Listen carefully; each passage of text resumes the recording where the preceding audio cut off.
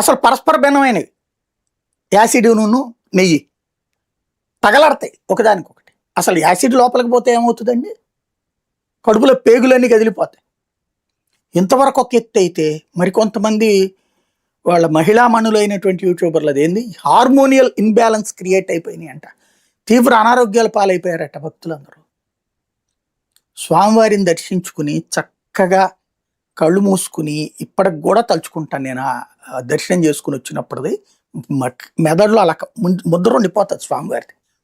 అలాంటి స్వామివారికి సంబంధించి ఆయన తెలియకుండా, ఇప్పుడు తెలియక తప్పు జరుగుతుంది అక్కడ కూడా, జరగదని నేను చెప్పను, కానీ తెలిసి ఆయన కళ్ళ ఎదురుకుండా 5 సంవత్సరాల పాటు ఈ తప్పు చేస్తే దానికి 5 ఏళ్ల తర్వాత చంద్రబాబు గారిని గెలిపించి జగన్ శిక్షించారట.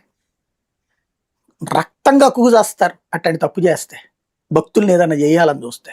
స్వామివారి దగ్గర చాలా మహిమ ఉంది, భక్తుడిగా నేను నమ్ముతా, ప్రతి భక్తుడు నమ్ముతాడు. అట్లాంటిది 5 ఏళ్ల పాటు యాసిడ్ పోసి లడ్డు తయారు చేశారు, లేకపోతే మంది కొవ్వు పెట్టి చేశారు. ఇట్లాంటిది నమ్మండి నమ్మండి నమ్మండి అని చెప్తా వస్తున్నారు. ఇప్పుడు మళ్ళీ దాన్ని కవర్ చేయడానికి ఏదో ఏకసభ్య కమిషన్ అట. ఈ ఏకసభ్య కమిషన్ ఏది? సుప్రీంకోర్టు సిట్టు ఒక్క వైసీపీ వాడి మీద కేసు పెట్టాల, ఒక్క వైసీపీ వాడిని అందులో తీసుకురాల. అదంతా ఆ నెయ్యి తయారీ సంస్థల యొక్క తేడా అన్నటువంటిది తేల్చేసింది.